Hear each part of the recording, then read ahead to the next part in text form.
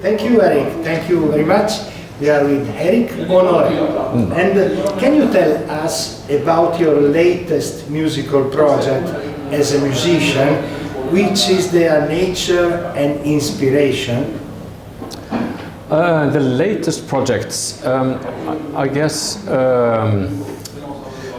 we've been working with recording different albums. One project which is called Dark Star Safari, which is a band consisting of Jan Bang, myself, Eivind Aarseth, and John Derek Bishop. The nature of that was that we started with improvisation, and then we improvised in Berlin, and we took it home to Norway, and we overdubbed and made sort of songs out of it. So that's a vocal-based album.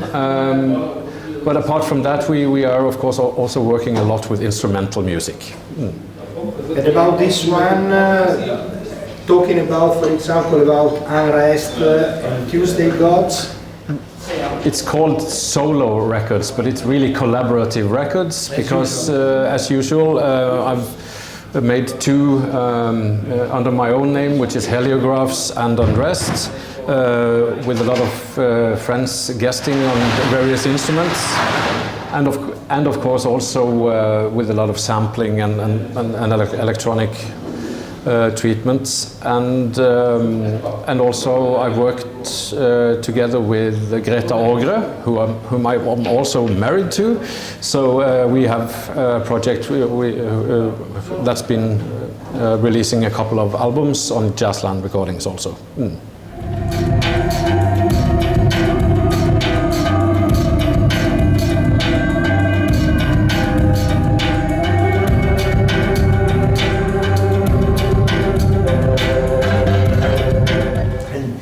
You share several of your musical adventures with Jan Bang. How is your relationship with him in particular? We have been collaborating since we were 18 and 17 years old, so it's been a long partnership, and I think from the very beginning we started working together here in the relatively small town of Kristiansand. We were the two people who were interested in that particular type of music, so we found each other, and we have been sort of, we are quite different types of characters, so we are filling each other's roles out, I think.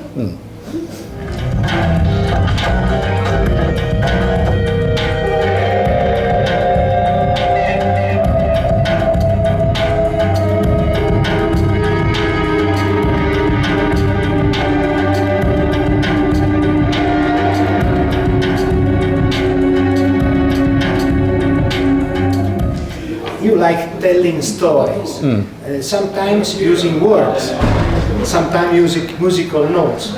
Which is the spark, the first idea, the inspiration behind these different creative projects? It kind of depends on the project, but because sometimes I work quite traditionally, meaning that synthesizer is my main instrument, so I start by working on the synthesizer and with words if it's supposed to be a vocal album. But other times the spark is really coming from somewhere different, from an instrumental piece that was never meant to be for words, but suddenly it is, and that's a nice way of changing between the two ways of working.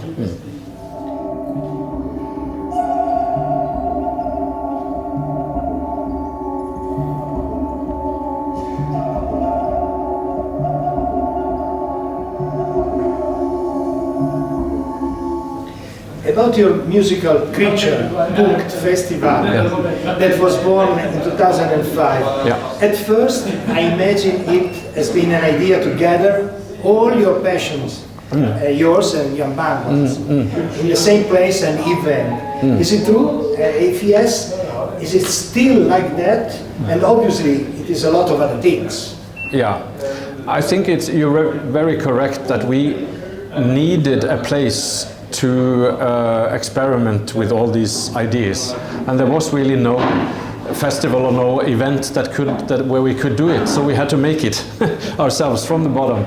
And of course we based it first on a network of Norwegian musicians, and then John Hassel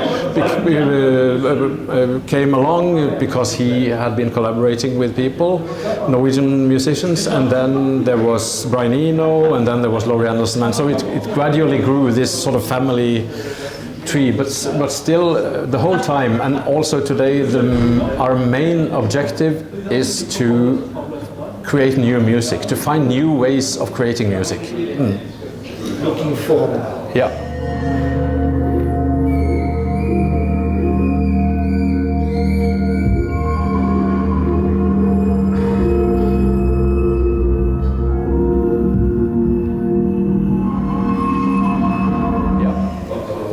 In particular about the live remix, that is one of the trademark of your festival. How has been evolving this technique and its contribution to the sound of the band playing? Yeah, it has been developed from I guess in the 90s, when people like Bugge Wesseltoft and Nils Petter Molvær started to work together with electronic musicians, that was sort of the spark, I guess, of it. And Jan worked a lot with Bugge Wesseltoft early on, and and after a while, in 2005, we found out we should try to make this into a bigger system, so that we have one stage, which is the main stage in there, and we have a remix room downstairs, so that we can take samples and inspiration from a whole concert and then transform that into something new, which is quite exciting, and we didn't know if it would work, but it did work.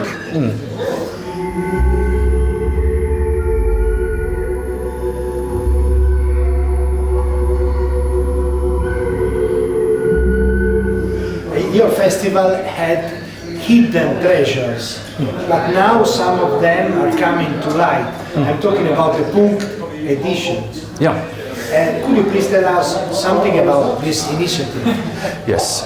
I think this initiative is in the same way that we started the festival because we needed a place to experiment.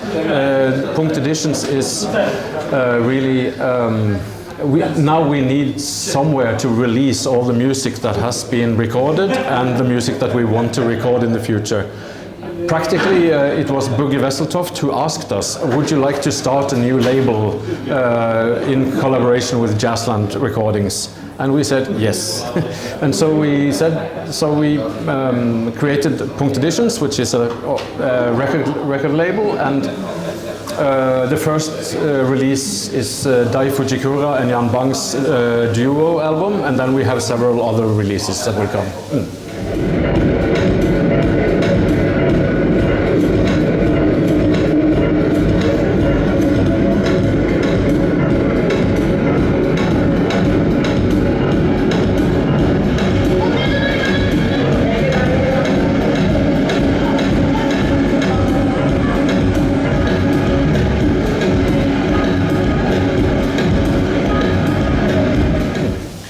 Being musical producer, sound engineer and musicians, you have been living during these years a quick evolution of the tools at your disposal.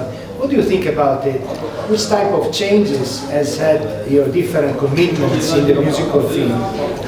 Yeah, of course it's been a revolution, as you say, because when I took my sound engineer exam, at least we learned to record on analog tape and to edit analog tape, and really with this or with a razor blade, that kind of thing, which now is you do this on the computer and it's more or less like a word processor. It's the same technology.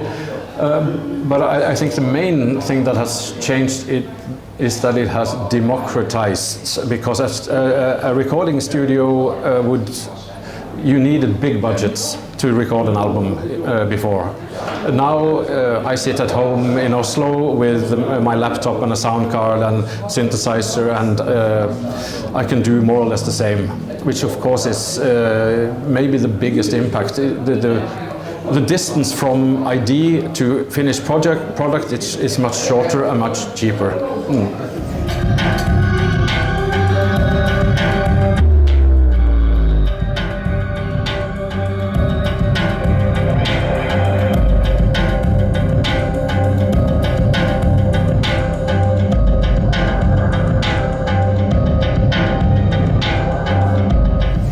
How do you find space for research and pure exploration in music?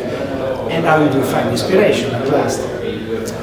Oh, that is a big question, but I think, and it needs to be answered in a big way, because it is from everything else that I experience in life. I mean, it's from all, from the very personal to even the political. What is happening around us at all times, that also goes into the music. And I guess it's especially on the Unrest album and the Dark Star Safari, last Dark Star Safari album. It's very obvious that there has been a lot of unrest around us, and that has sort of filtered through into the music, which doesn't mean that it's like protest songs in that manner, but it's more the emotional impact of it, which is everything you read, everything you experience, I guess. Thank you very much, Erik. Thanks a lot. Thanks.